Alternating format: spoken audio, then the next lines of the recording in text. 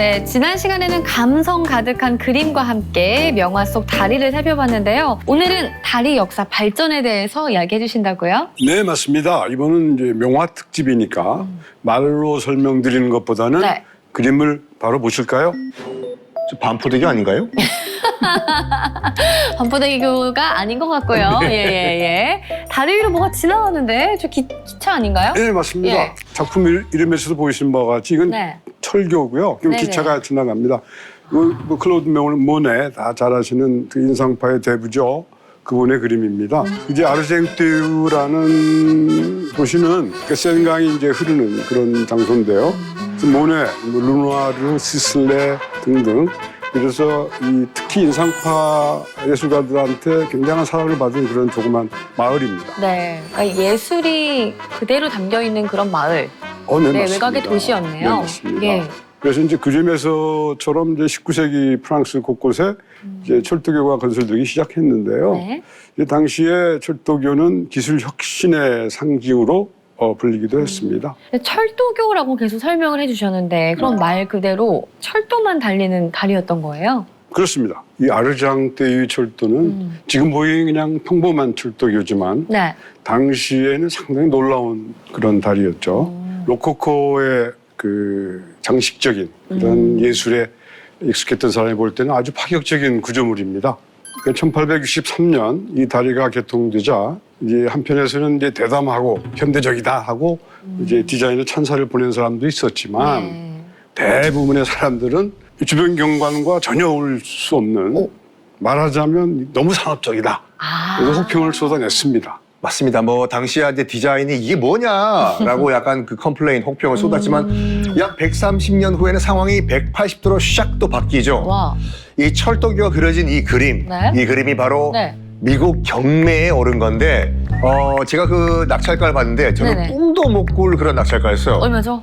4,148만 달러, 가만 앉아 뵈시죠. 약 560억 원이 넘는 가격에 팔렸다고 해요. 아니 그 돈이면은 기차를 사고도 남는 거 아니에요? 뭐 지하철 한 량이 어림잡아서 뭐 한 10억, 20억 한다고 하니까 충분히 사실 수는 있을 것 같아요. 근데 중요한 의미가 하나 더 있는데요.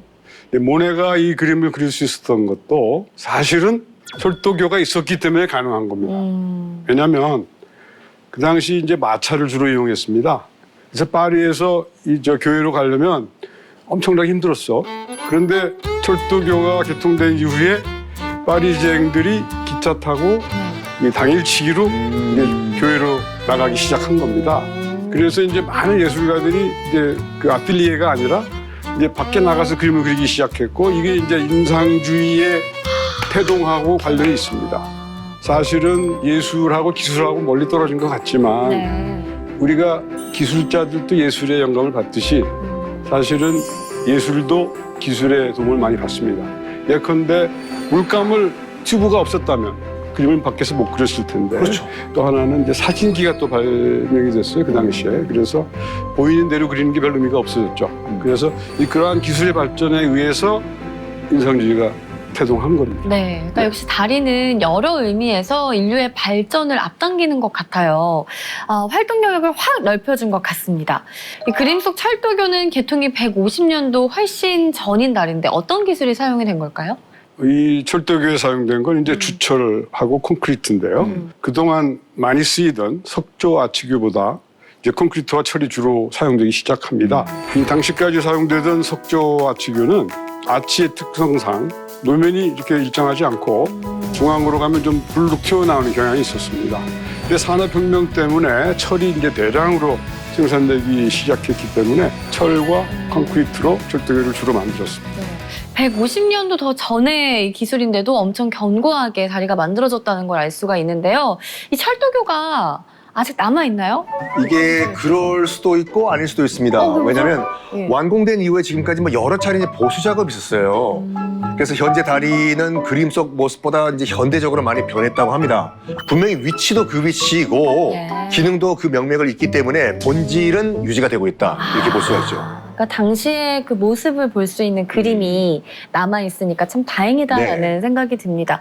예술이 담겨있고 또 당시의 시대와 문화도 담겨있는 철도교라고 하니까 참 낭만적입니다. 그런데 19세기 후반이 될수록 산업이 점점 더 발달이 됐잖아요. 이 주변 풍경도 점점 바뀌었을 것 같은데 화가들도 작품의 근대 교량들을 그릴 수밖에 없지 않았을까요? 맞습니다. 그래서 많은 화가가 더 크고 웅장한 근대 교량을 이제 그리기 시작했습니다. 대표적인 작품으로는 영국의 최초 네. 강철교를 그린 최초. 존 레이벌이라는 화가의 포스 다리가 있습니다. 폴스 다리. 네. 오, 저 그림이군요. 멋지네. 예. 그러니까 지금까지 봤던 다리 그림과는 아주 많이 달라요. 네. 일단은 이름부터 아직 개근데 네. 포스가 철철 흘러 넘치죠. 아, 포스가 느껴지나요? 네. 아, 느껴져요. 제가 얘기했음에도 불구하고. 아니, 그림 분위기부터가 어딘가 좀 단단한 그런 느낌이에요. 네. 예. 그림 앞부분에 그 조그만 배 보이시죠? 이게 조각배가 아니고 영국 군함입니다. 와. 당시. 그래서 지금 우리 눈으로 봐도 규모가 어마어마한데 옛날 사람들은 아마 기절초풍했을 겁니다. 그렇네요. 아니, 모양새부터도 굉장히 웅장하거든요. 이 다리가 영국 최초의 강철교라고 하셨잖아요. 그런데 제가 전에 최초의 철로 만든 다리가 아이언 브릿지라고 이야기를 읽은 적이 있는데 이 두 개가 어떻게 다른 거예요? 이게 쇠로 소위 철로 만든 다리는 1779년 그러니까 산업혁명이 막 시작할 때 네. 영국 콜브룩데일이라는 데서 만들어진 게 최초입니다. 그러니까 인류 최초로 금속이 다리에 쓰인 거예요. 그러니까 강철로 만들어진 이제 최초의 다리가 이 포스 다리고요. 포스 다리를 아주 강한 강철, 스틸로 만든 이유가 있습니다. 원래 이 포스 다리를 현수교로 이제 만들려고 했는데 심지어 초석까지 다 넣고 이제 공사를 시작을 했어요. 그런데 네. 갑자기 일이 터지면서 공사가 스탑 돼버린 거예요. 아니, 근데 다리 공사하면 소규모도 아니기 때문에 이렇게 갑자기 다 스탑하기 쉽지가 않았을 텐데 어떤 사건이었나요? 그 사건이 뭐였냐면 당시 네. 이제 포스 다리를 담당했던 담당자가 교량공학자 이름이 부치라는 사람이었는데요. 1년 전에 단선 철도교를 먼저 만들어서 개통을 시켰어요. 네. 그런데 어느 날 네. 갑자기 휘 폭풍과 치면서 철도가 붕괴가 되고 말아요. 어머나. 그래서 안타깝게도 운행 중이던 열차가 사고로 약 75명의 승객과 함께 승무원이 이제 강물에 빠져버리는 이제 사고가 발생하거든요. 당연히 사고 조사가 실시가 됐겠죠. 조사를 해보니까 교량의 설계와 시공이 잘못됐다라는 결론이 납니다. 결국 이 부치라는 사람은 포스 다리 설계에서 물러나고 이 중책 누가 맡게 됐냐? 네. 교량공학자였던 베이커와 파울러가 맡게 된다고 하는데 그러니까 사고 때문에 이런 일이 발생했지 않습니까? 그래서 그 다음부터는 무조건 안전, 안전 또 안전. 안전이 가장 중요한 목표가 됐다고 하죠. 네, 맞습니다. 붕괴 원인에 대해서는 지금까지도 논란이 있어요. 예. 그런데 분명한 점은 설계할 때 이제 바람의 영향을 고려하지 않았다는 뜻인데요. 그때 기술 수준이 그랬습니다. 그래서 포스다리의 경우에는 이제 처음에 현수교를 염두에 뒀지만 좀 더 보수적으로 가자. 예. 그래서 연속 거도교로 이제 결정을 하게 됩니다. 결국은 그 테이터교의 참사 때문에 새로운 혁신이 생긴 거죠. 세상에서 가장 크고 강하고 안전한 다리를 만들자 해서 네. 두 가지의 혁신적인 기술을 도입하게 됩니다. 바로 강철이라는 재료하고 구조 형식인데요. 이건 캔틸레버라는 형식을 이제 채택을 하게 된 거죠. 제가 강철은 이해를 했는데 네. 캔틸레버 구조는 뭘까요? 외팔모입니다. 외팔모. 보. 보는 이제 빔이라는 뜻이고요. 그러니까 외팔이니까 한 팔 들어 올리면 네. 여기서 지지를 하고 이렇게 이제 이게 예. 캔틸레버예요. 예. 근데 이제 다리에서는 외팔이 양쪽에서 이렇게 손을 맞잡는 그걸 상상하시면 되겠습니다. 구조역학 교과서에도 등장하는 아주 유명한 사진이에요. 베이커와 파울러라는 두 사람의 기술자가 이제 양쪽에서 팔을 내밀고 있는데 네. 충분히 튼튼하면 네. 그 경관을 늘리기 위해서 가운데에 또 빔 같은 거 하나 얹을 수가 있겠죠. 네. 그래서 이 가운데 그네처럼 생긴 자리에 또 한 사람이 매달려 있습니다. 그래서 교각의 사이를 벌리고 다리를 더 길게 만들 수 있는 거예요. 그러니까 한쪽은 고정이 되어 있고 또 다른 한쪽은 받침이 없는 그런 구조네요. 맞습니다. 네. 이 외국 명화들을 보면서 다리 공부를 했으니까 네. 문득 우리나라 작품 속에는 어떤 다리들이 등장을 하는지 궁금하지 않습니까? 궁금해요. 우리나라 그림에도 다리가 있을까요? 물론이죠. 뭐 많지는 않지만 있습니다. 자, 이 그림은 조선 후기의 대표 화가 겸재 정선이 그린 수성동이라는 순묵화인데요.